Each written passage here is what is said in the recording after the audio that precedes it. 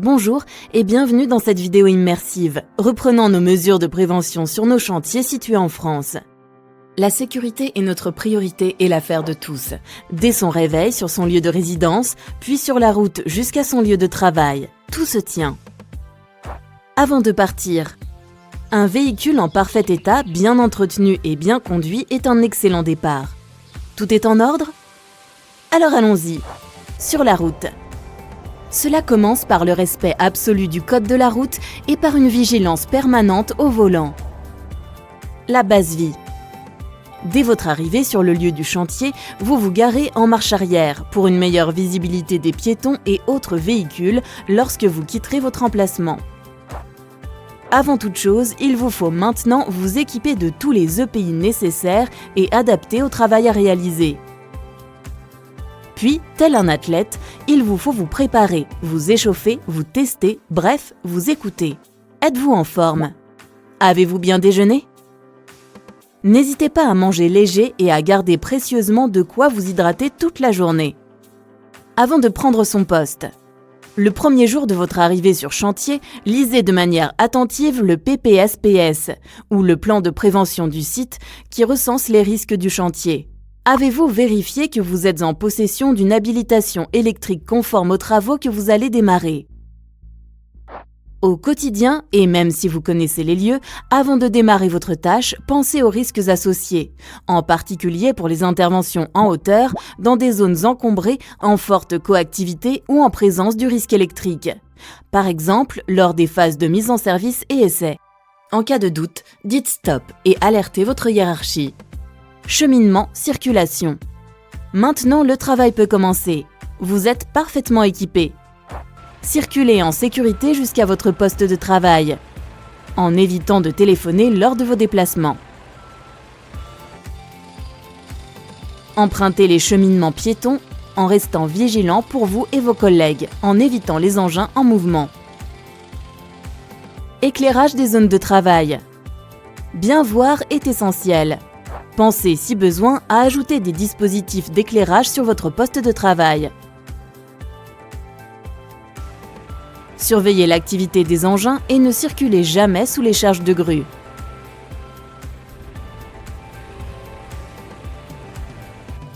Préservez les gens qui vous entourent par un balisage approprié. Risque hauteur. Respectez bien sûr les équipements de protection collective et ne les supprimez jamais pour quelque raison que ce soit. Les hauteurs réglementaires pour le garde-corps sont de 20 cm pour la plinthe, 50 cm pour la soulisse et 1 mètre pour la lisse. Vérifiez que les trémies soient correctement identifiés, sécurisés, protégés et fixés. Soyez vigilants aux plaques au sol. En cas de défaut, alertez et balisez immédiatement. Le travail en hauteur fait partie de nos risques majeurs. L'utilisation d'échelles ou d'escabeaux est interdite, sauf si une demande de dérogation a été formalisée et acceptée par le chef d'entreprise. Contrôlez l'état général de votre équipement avant de l'utiliser. En cas de doute, alertez le chef de chantier qui procédera à son contrôle ou remplacement. Avant d'utiliser les nacelles, vérifiez que vous êtes titulaire d'un CACES à jour et utilisez-les que si vous êtes autorisé par le chef d'entreprise. Ne les utilisez que si vous êtes formé à leur prise en main et aux manœuvres d'urgence. 3 fondamentaux sont à respecter lors de l'utilisation de nacelles. La présence d'une personne vigie au sol formée, le port du harnais avec longe accroché au point d'ancrage de la nacelle, plus port du casque avec jugulaire. Le balisage de la zone d'intervention de la nacelle.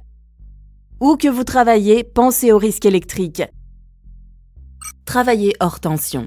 Respectez le balisage et la signalisation des équipements électriques sous tension. Si vous devez intervenir sur une installation sous tension, armoire électrique, câblage, consignez systématiquement pour éliminer le risque. La consignation doit être réalisée par une personne habilitée et doit scrupuleusement respecter ces 5 étapes. Portez des vêtements couvrants. Avant de démarrer, posez-vous toujours la question si votre habilitation vous permet de réaliser la tâche. En cas de doute, soyez équipé. L'usage systématique du VAT avant toute intervention s'impose.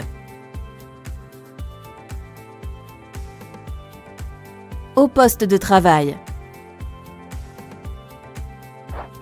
Bien sûr, votre poste de travail doit être rangé et nettoyé chaque jour. En cas de manipulation ou manutention de lourdes charges, utilisez les aides mécaniques. Et en cas de manutention manuelle, attention à vos gestes et postures. Utilisez l'outillage électroportatif si vous y êtes formé et équipé des EPI adaptés. En cas de découpe surétablie, soyez doublement vigilant. Les pièces doivent être immobilisées avant découpe. Lors de percements, protégez-vous des poussières de silice. Soyez toujours assisté d'un système d'aspiration et équipé des protections associées. Et en fin de tâche, nettoyez avec grand soin votre poste de travail. Amiante et plomb. Les consignes sont simples. Pas formé, pas touché. Seul le personnel habilité, sous section définie par le Code du travail, peut intervenir avec un mode opératoire bien identifié au préalable. En cas du moindre doute, rapprochez-vous de votre encadrement.